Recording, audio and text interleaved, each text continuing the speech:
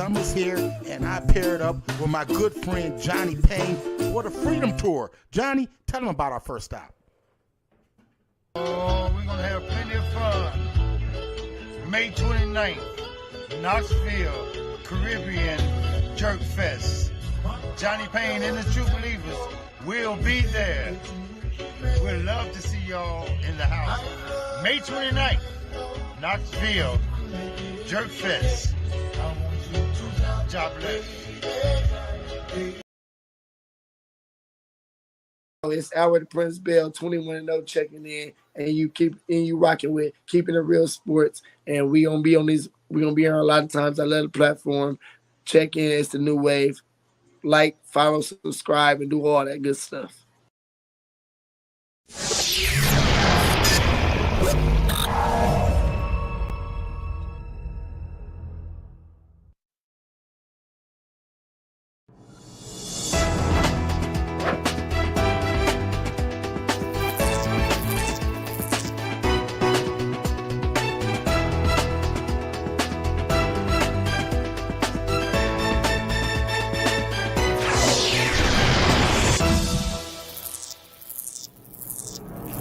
Sports.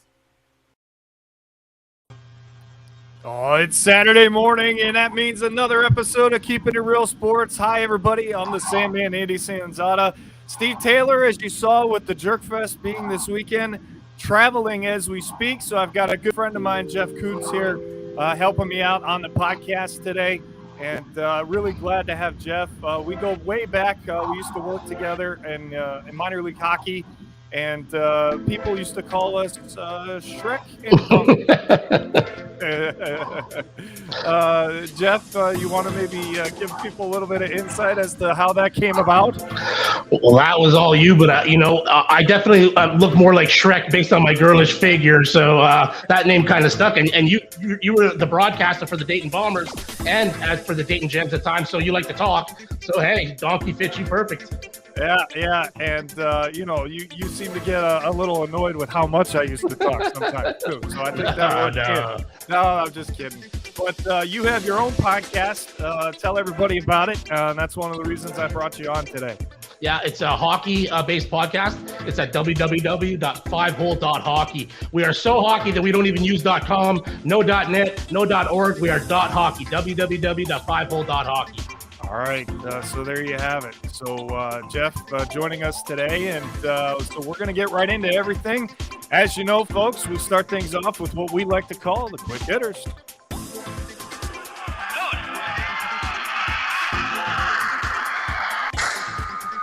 Quick hitters.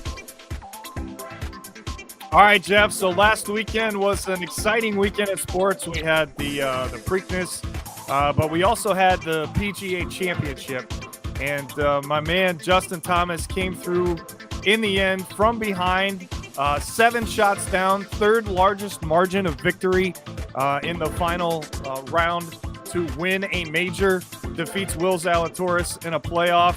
And I just had a gut feeling when I predicted this on the show last week, even though at the time he was only 2 strokes back. The way that the course was playing, with the winds, with the conditions, the way the greens were reading, it fit his game better than anybody else that was in that field. So Justin Thomas wins the PGA. What do you think? Yeah, man, you called your shot, and he actually won the PGA Championship in 2017. I don't know if you know this, but these are the only 2 majors that he's won so far in his career. The first 2 of many, I'm sure. He's 9th on the points in the PGA Tour this year, but he's 3rd in money, thanks in large part to his win this past weekend. Nice job by him. Yeah, and the golf world gets more exciting as we have, for the first time ever in the history of this event, we have the match coming up this Wednesday, 7 o'clock on TNT out of Las Vegas. All quarterbacks. Now, listen, you and I know that hockey players love to play golf, and they're really good at it. It seems like quarterbacks love to play golf, and they're really good at it. But, man, the trash talking that's going on right now between these 4 is already entertaining, my friend. My money is on Mahomes and Allen for the golf side, but on Brady and Rodgers for the trash talking. It's going to be epic, man. I can't wait. It's this Wednesday, June 1st. Yeah, June 1st at 7 o'clock. What do you think about the match taking place without any professional golfers? Is that going to be... No. I think it's better. I think it's better just to have the quarterbacks. You'll get more NFL fans watching it, because there's 2 more quarterbacks in different teams, so their fan bases will be interested. I like it. All right, so there you go. So we've got the match coming up on Wednesday, but the big story this week in the NFL out of Cleveland was what happened on HBO with Deshaun Watson's accusers in their interviews. Supposedly, Jeff, the NFL has completed their investigation now, and they are going to wait, from what I'm hearing around town, they're going to wait until around training camp to release their decision. So my question to you is the one that's on the screen. Do you think Deshaun Watson plays as a Cleveland Brown in 2022? It's tough. You look at the situation, he didn't get charged criminally. And the reason for that is because he never compelled anyone to stay. Any one of those women could have left at any time. That said, the guy is clearly a predator and he's got some issues. The NFL is in a tough spot. If they had have charged him criminally, I would have said, no way he sees the field. Now I give it 50-50, and maybe that is what it'll be, an 8-game suspension. So here's my question to you on that. The accusers saw what happened in Major League Baseball with Trevor Bauer, right? He got all of last season, and now he's appealing his 2-year suspension on top of that. Do you think the NFL is going to feel pressured to do something drastic because of what's being said, or do you think that they will stick to their guns and stick to the facts that whatever they find, and do what's fair to Deshaun Watson? In my opinion, the baseball situation will have no bearing on what the NFL people come up with in terms of the punishment for Watson. I think half a season is what he deserves and what he'll get. We'll see, though. All right, so again, today I'm being joined by Jeff Kuntz. He's the co-host of the 5-Hole Hockey Podcast. Steve's traveling right now as we speak to head down to Cincinnati and get on the tour bus to get to the Jerk Fest for his reggae gig tomorrow, so we wish him safe travels. And I do want to say a thank you to Steve for letting me sit in, and if he needs somebody for his reggae band, maybe I can help him with that too. Hey, you know what? I'll put you two in touch together, man. He's heading your way right now as we speak. I should have done that beforehand. When the show's finished, man, I'll go get on that bus. We'll make it happen. All right, so the French Open started this week, and very interesting here, Jeff. We've got the two favorites, if you will, in Djokovic and Nadal on the same side of the draw. Does that make the tournament more intriguing, or once their match takes place, have people lost interest at that point? No, I think it'll be a good tournament right to the end. I think Medvedev was up 2-0 right before we got on. But the kid that I want to see, and you've got Djokovic, and he's obviously the favorite, but the kid that I want to see is Stefanos Tsitsipas. He's a 23-year-old. Tsitsipas, my apologies. Yes. He's a 23-year-old Greek, and he's an up-and-comer. I think he's rated 4th in the world right now. He's actually playing right now as we're talking, so we'll see what happens with his match. But no, it's going to be a great tournament right to the end. Yeah, I agree. I think the men's draw is definitely more exciting than the female draw. Iga Swiatek is the number 1 seed. She's won a lot of matches consecutively. She struggled today, but she still won. Okay. We'll have to see if she can hold on to the end. Remember, the defending champion, Ash Barty, retired at the beginning of the year out of nowhere. Remember that. So there you go. All right, to wrap up the quick hitters, we've got an interesting situation here. As we all know, Brittany Griner has been detained since February in Russia. But how about this week, Jeff? Her wife directly reaching out to President Biden and asking him to step in from a diplomatic standpoint and bring her home. Your thoughts on this? As long as Biden is supplying weapons to Ukraine, Sandman, it's a war. It's a war. Okay, they're in a war. They're not just going to hand this person back over. The U.S. is going to have to trade something for her. It's a sad situation, but it's the reality, man. There's a battle going on right there. Yeah, let's hope that she's safe, for one, and two, eventually she'll be brought home under the right circumstances. But yeah, unfortunately, like you just stated, it's becoming more about politics than it is the fact that she's a professional athlete. So we're gonna have to trade something for her to get her back. There's no way they're just gonna go here and hand her over. It's unfortunate. Yeah. All right. So we know Steve's traveling, but Jeff, he jumped in and wanted to jump in, and he's got something for us here. Hang on a second. Hey guys, great job, man, and thanks, Jeff, for stopping in, man, and filling in. I really appreciate it. You guys are doing a great job. But this is what I call an extra quick hitter. And guys, I am curious to get your take on Major League Baseball suspending Josh Donaldson a game for the remarks that he made towards Tim Anderson. So guys, let me give you the quick underlying story on what really happened. Tim Anderson gave a interview to Sports Illustrated last year, and he said he wanted to inspire African-American kids to be like Jackie was to him. And Josh Donaldson took it too far. Did he? I'm curious to hear what you guys think. All right, Jeff. So, obviously this is a sensitive topic because it deals with race. But I saw a quote from another African-American athlete, and I posted it on my Facebook page. And the quote was this. So Tim Anderson basically said that he hopes to be the next Jackie Robinson, okay? So basically he's saying, call me Jackie, right? So Josh Donaldson calls him Jackie, and now all of a sudden it's racist. That doesn't make any sense to me. I'm sorry. I just don't understand why this is being blown out of proportion to me. The Major League Baseball stepped in. They said, okay, here's a game. We need to keep people quiet about this. That wasn't enough to me. I thought that should have been more. If you're going to step in, then you need to do it with authority. That's just a slap on the wrist. He'd probably say it again in a heartbeat. But I just think the whole situation is a bunch of BS, really, in the end. I don't know these guys. As far as I know, there's no reason to automatically jump to the race card conclusion here.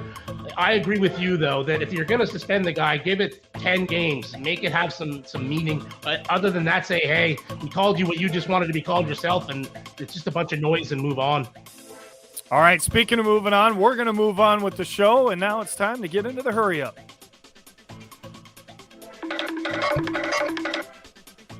Hurry up.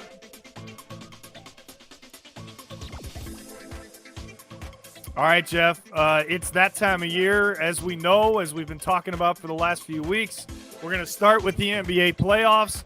And first and foremost, the Golden State Warriors are headed back to the NBA Finals as they sweep the Dallas, or they didn't sweep them. I'm sorry. 4-1. You're right. So that graphic is wrong. I apologize. But it felt like a sweep to me, I guess, because they just dominated. You've got Jordan Poole there in the middle. Klay Thompson not in this graphic, but don't forget he's Mr. Clutch. He's Mr. Game Winner. What do you think about the Warriors going back to the NBA Finals? I'm totally shocked. No, I'm just kidding. Day one preseason, they were probably the favorites to win it all. I still think they are. The other side of the Eastern Conference has been where the intrigue has been. The Western Conference, for me, no surprise that the Golden State Warriors won, and congratulations to them.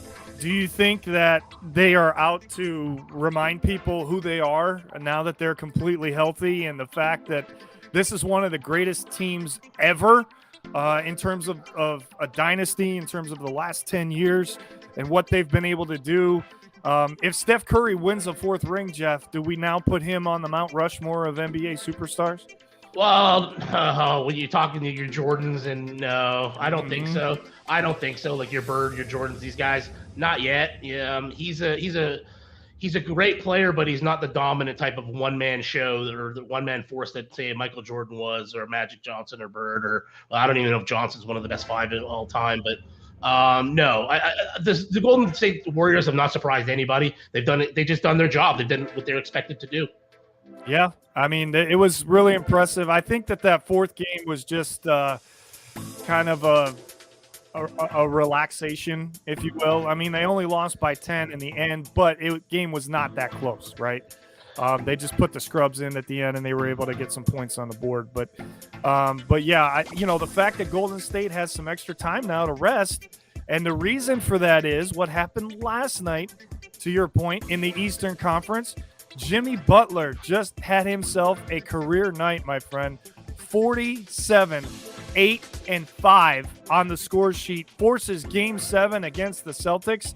And the guy in that picture next to him, Jason Tatum, Jeff, he's been so inconsistent that I think he's the reason that the Celtics are in this position to where they have to play in a Game 7, because if Jason Tatum would have been more consistent throughout this series, I think it would have been over after last night. But Butler said, we're not done yet. He single-handedly took it upon himself. I heard him say in the postgame that he got a call from Dwayne Wade reminding him who he was, reminding him of the player he's capable of being, and all he does is go out and put up 47. Overly impressed. Jimmy Butler, one of the best players in the playoffs still to this point. And that is a Miami Heat franchise record. He passes LeBron for the most points in an elimination game in Miami history. Jimmy Butler put Game 6 on his back. He took the team to the Game 7, not on his own, but pretty much on his own. But how about the Boston Celtics? I'm stunned they're even there. I was shocked. I had Milwaukee, the Milwaukee Bucks winning the Eastern Conference and meeting up with Golden State in the finals. So, as did I, so I'm right there with you. But without Chris Middleton, I think that was the difference. They missed that secondary scoring, which is what you have to have against such a defensive-focused team like Boston. But Game 7 in Miami tomorrow night. Yeah, sounds like I'll be watching that one for sure. I am going to be watching. I'll be honest, I have not watched every game in that series, but I'm absolutely going to be watching Game 7, and I cannot wait. I mean, how do you not watch a Game 7 if you're a sports fan? Whether you like the NBA or you don't, it's a Game 7, right? So you gotta tune into that one, and then tonight we've got Game 6 in the NHL. But now, as we move along in the hurry up, it's time for this, my friend, which I know you and I are the most excited about today.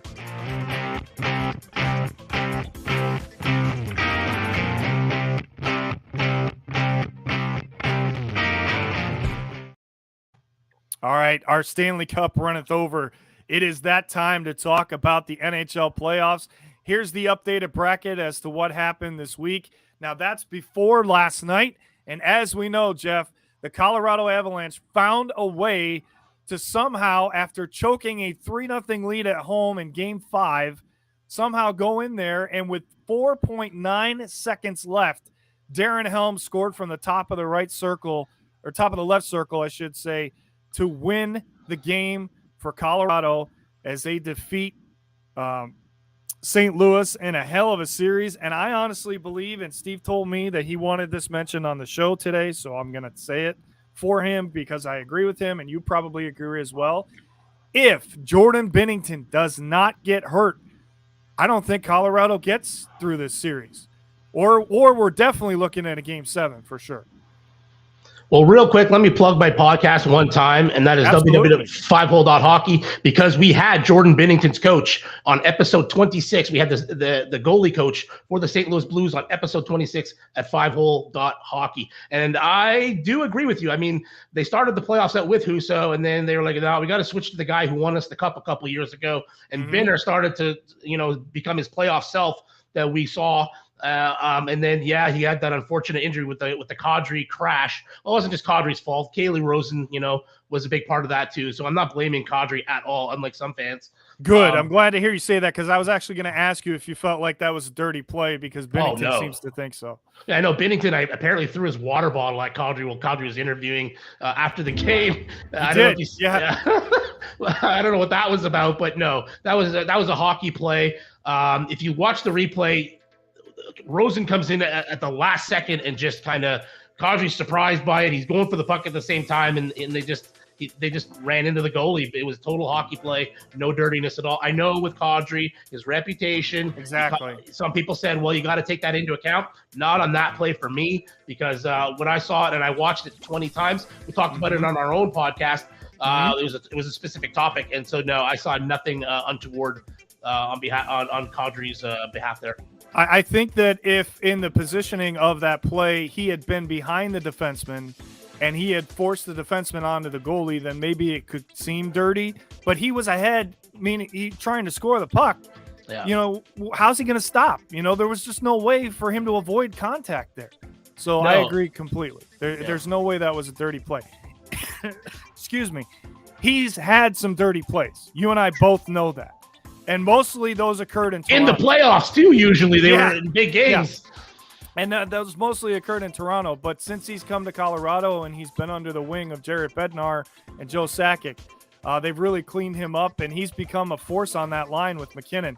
I'm telling you, man, that's why I can't wait for what we're going to talk about here in a second. But first, we got to talk about how we get to that point, and that's this right here. Isn't that a telling picture of what happened in that series? I mean, does it get any more obvious than what happened to Jacob Markstrom? Have you ever seen a goalie play as well as he played in the first two series and then just completely shit the bed against his rival? I've never seen that before, but obviously number 97 was a big reason for that. But what people are failing to talk about, Jeff, everybody wants to compare McDavid to Gretzky in the playoffs right now, and that's a fair comparison.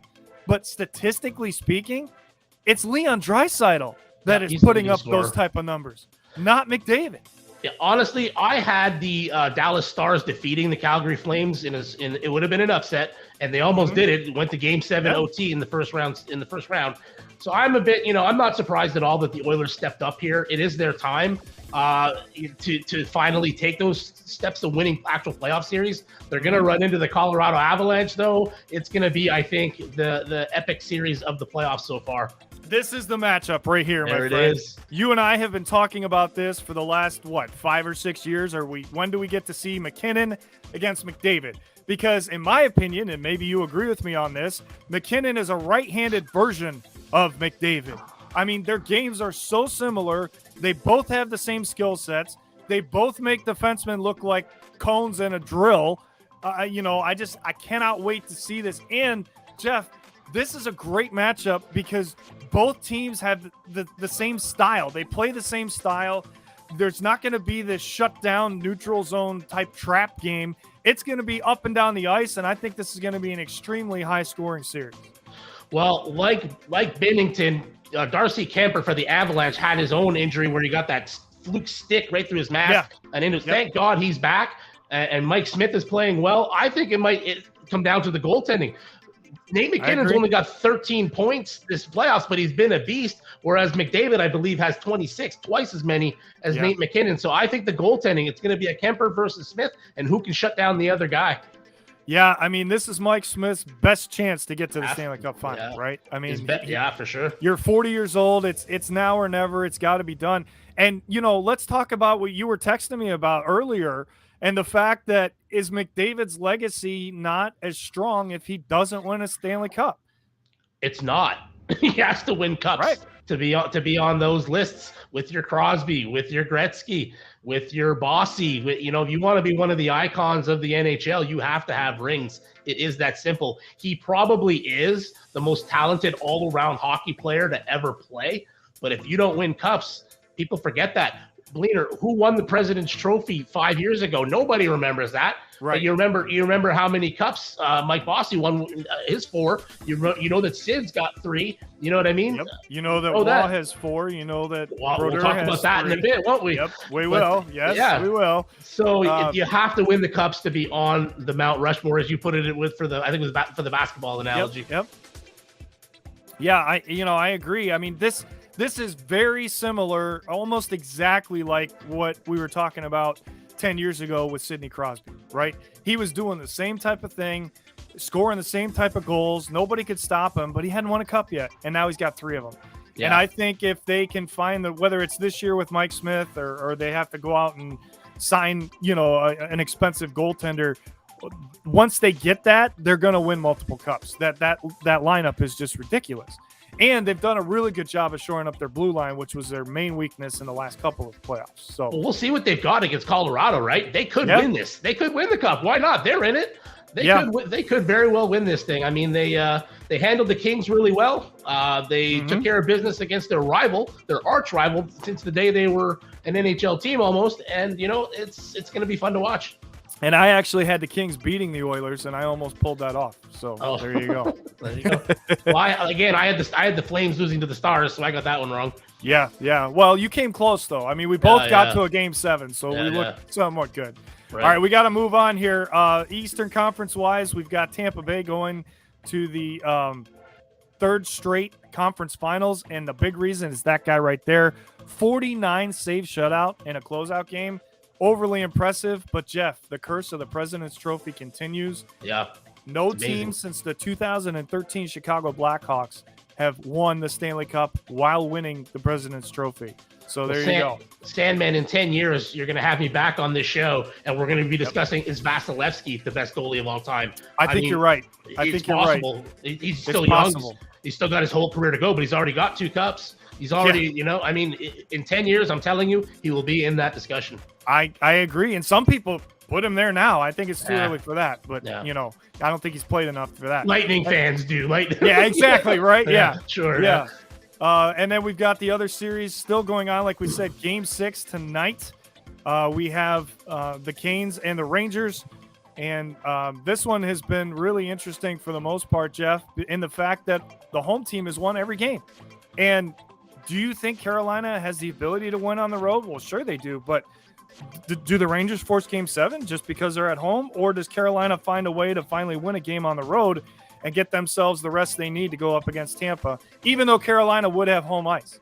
I know Carolina's playing well, but they're playing well as a team, but they haven't had that guy that's taken the team on their back. I know Tara Vinan's he leads their playoffs with like 10 points or something, where you've got Zibanejad, you've got Shesterkin, who's won a few games on his own. So I think the Rangers actually are going to come back, win Game 6 and Game 7.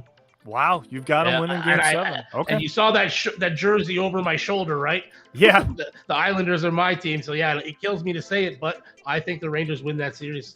Yeah, it'll be interesting. I know it's going to be a lot more physical tonight than it was in Game 5 because it just seems like the Rangers played that style of hockey at Madison Square Garden and they just can't transfer it on the road. But does Shesterkin steal Game 6 tonight? He's probably going to have to for there to be a Game 7, right? Because I think Carolina is going to throw everything possible to avoid a Game 7 2 rounds in a row. We'll see. You and I will be watching that for sure. Absolutely. For sure. So, all right, my friend, now it's time for my favorite part of the show where we get to really, really go at it here. And we call that the head-to-head. Ladies and gentlemen, are you ready?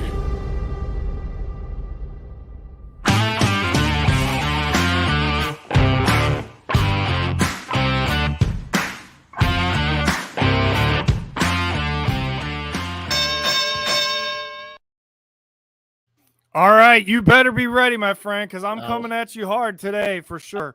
I got this. I got this. Let's go. All right. So first and foremost, okay, you are Canadian born. You are a dual citizen. So no, I'm not. I live in Cincinnati, but I have a green card. I'm not a citizen. Oh, okay. Well, my fault on that one. No I'm worries. going to ask you a question that every Canadian wants the answer to. Mm-hmm. Are the Toronto Maple Leafs cursed? Okay. And I'm going to let you start, and then I'll finish. Yes, they are cursed. I point again to the jersey over my shoulder. I flew to New York the day that man on your screen right now, John Tavares, was drafted. He was drafted by the New York Islanders, not the Toronto Maple Leafs. I was there for it. I was his biggest fan. We bought the merch. We bought the jerseys. We bought the tickets. He was our guy. He was our guy. But you know what? The way that as his career unfolded, we're like, wow, this guy's never going to really lead us to the promised land, but we still supported him. He's never won anything as a pro. I know people say, well, he won the gold medal with Team Canada at the Olympics. No, he got injured in that tournament. He didn't finish it out. So he has not won anything as a pro. The last thing he's won that is probably the major or the World Juniors. The World Junior Championships. He did win gold with that team in Team Canada. But the Maple Leafs are cursed as long as that man is their leader. He's a charlatan. He's a snake. And and now his contract is a boat anchor. The only good thing about it for them is he's only got 3 years left on that deal. Those are very valid points, okay? And I'll give you that. However, no, they're not cursed, okay? Look at who they've played in the first round over the last 3 years. They are not the right matchup for the Toronto Maple Leafs. The Blue Jackets, the Lightning. I think the Bruins were another one that got him. Montreal got him last year. Carey Price had the playoffs of his life. It's just about timing. This team has everything they need to win a Stanley Cup, And now I think they finally found a goaltender in Jack Campbell because Freddie Anderson shit the bed every year for the last 4 years. That's why Carolina is closer to winning because he's not playing between the pipes right now. Okay? It's not a curse. I think it's just a string of bad luck as far as who they've played and the opponents that they've run into over the course of the last 18 years. But 18 years is a long time to not advance past the first round. I will give you that. The Bruins twice, the Canadians once, and the Bolts this year. What do all those series have in common? They all went to Game 7. The Toronto Maple Leafs are the only franchise in baseball history, in basketball history, in hockey history to lose 4 straight series in the first round in Game 7. They don't have what it takes. They don't have the heart. And again, I go back to their leadership. They don't have it. As for Campbell, he's a free agent. They can't afford him. He only made 1.6 this year. The guy's going to make $4 million. Where are they going to fit in his money? Well, they're going to have to. Otherwise, they don't have a goalie. Well, they got to pay him. Who goes then? What do you get rid of? You can't get rid of Marner. What do you Carlson? Like who goes? I don't know. That's a decision Nylander? for their. Nylander. I'm sorry. That's a Nylander for their GM. I don't know. Would you have kept Dubas and Shanahan at the helm? These guys haven't. Absolutely not. No. Well, okay. So what have they done that's going to be different next year? They can't pay Campbell. I don't know. They're not. They are cursed, and they will remain cursed as long as Tavares has the C on his jersey. And where's that jersey? And I'm all for it. All right. Well, you're the Canadian, and you were with Tavares, so I'm going to give you that one. But you're not going to get me on this one. Okay? Oh, we'll see. All right. The next head-to-head question is one of the most debated topics for all hockey fans. Who is the greatest goalie of all time? All right. And it's not even close, okay? It's my guy. What? That guy right there, the Dominator, the best to ever do it. He transitioned the position, okay? Nobody had ever stopped the puck the way that he did. And, just look at some of the accolades. I didn't put them all on there because I couldn't fit them all right? 2 Stanley Cups. Nobody in the history of the position has ever won more Vezina trophies than he has, and he has twice as many as the guy you're going to compare him to. That save percentage is ridiculous, Jeff. .922 for his career, and guess what? That includes the playoffs. That's unreal. 81 shutouts. Not the most ever, but how many of those came in the playoffs? Almost 20. And this is the one that seals it for me. The only goalie to ever win back-to-back MVPs, my friend. Oh, and let's just throw in a gold medal while you're at it, okay? Dominik Hasek, the greatest to ever do it. Now, Sandman, I know you're a Buffalo Sabres fan, so you may not know this, but after the regular season finishes, they play more hockey in a thing called the playoffs. And that's where Patrick Waugh cemented his legacy forever. Getting back to Hasek, he's got 2 Stanley Cups. He won the cup in 01-02, but in 07-08, he played 2 games. He won 2 games out of their 16 to get that. So he was the backup goalie for one of their cups. I get it. His name is on it and it counts. But Patrick Waugh won 15, 16, 16, and 16 games in the playoffs for both the Montreal Canadiens and the Colorado Avalanche. He won 2 apiece for 4 Stanley Cups compared to Hasek's truly 1 Stanley Cup. And you know what Patrick Waugh did? Yeah, he didn't win as many Vezinas, but he won 3 Conn Smythe trophies for the playoff MVP. And no player, not only no goalie, no player has ever won 3 except for him. Okay, the guy is clutch. Regular season stats, I broke them down. If you look at their minutes that they played and you go divide it by 60, that's how many games they played, right? They have basically a 54.5 to 54.9% winning percentage in the playoffs. Waugh is actually a little bit higher. I'm sorry, the regular season Waugh is actually a little bit higher. In the playoffs, man, it's not even close. It's not even close. How can you, when you said, it's going to be a no-brainer, I thought, oh my God, he picked Waugh too. And we're both going to discuss the same guy. How can you say that when you look, do you want to win President's trophies or do you want to win Stanley Cups? Here's the thing. If I've got to win a game, there's nobody else that I have confidence in more than number 39. And I'll leave it at that. He's acrobatic. He was acrobatic and he made the big saves in the highlight reels all the time. He was great. And I'm going to put this out there because I'll never forget this. And you know where I'm going, I hope. Had the rule been in place that's in place now, he would have had 3 Stanley Cups. Because damn well that they would have if they would win Game 6, which they would have, had it not been for that bullshit crease rule, they would have gone on to win Game 7, and he would have had 3 to tie Wall. Or For not Wall. non-hockey- He would have tied Bruder. For non-hockey fans, he's talking about the Dallas Stars victory, and he's right. They blew the call. I'm just saying. It's true. So, all right. Well, we did things a little backwards today, but before we go, Jeff, we can't forget about our buddy Steve Taylor, right? And as we said, he's traveling right now to get down to Tennessee, but he did give us a little bit of his favorite segment before he left. So let's get into it. It's Between the Gloves. All right, guys, let's do it. Let's go between the gloves for a comprehensive look at boxing and mixed martial arts.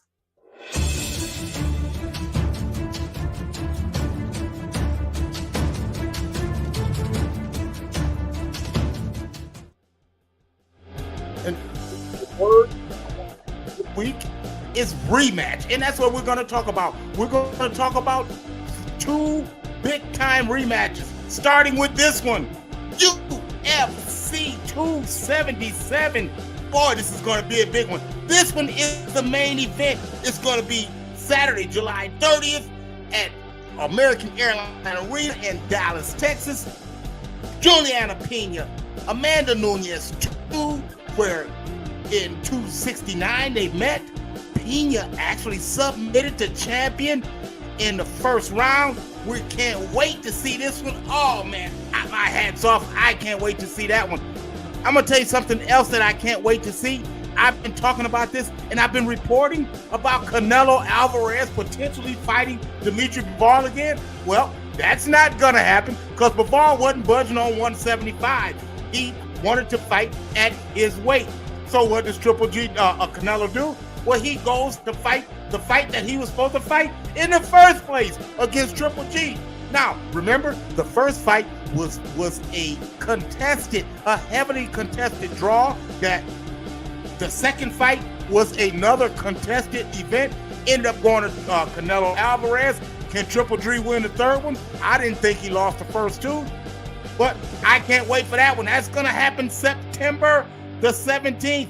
And Steve, what's happening tonight? Let me tell you what is happening tonight. Oh, big, huge fight. Lightweight championship on the line. Tank Davis against Rolly Romero. A lot of betting favorites is really liking Romero. Romero is a punching machine, the ability to be able to knock guys out. But I tell you what, the left hook of Tank Davis, it could be the difference in this one. I'm excited about seeing this one. I can't wait. There you go. It's Between the Gloves. Back to you guys. All right, Steve, thanks for that. And Jeff, thanks again for coming on today, man. It was a blast. I hope you enjoyed yourself. I'm sure everybody at home enjoyed hearing what you had to say. But we are out of time. So thank you again. And don't forget, everybody, Jeff's podcast is on 5hole.hockey. Check it out. He and Bleener do a great job. I've been a guest a couple of times on there. And if you love hockey, you'll love hearing what they have to say. But until next time, we wish you love and peace. Jeff, thanks again. Everybody have a great holiday weekend. And thank you to all the veterans here on Memorial Day weekend. Thank you, Sandman.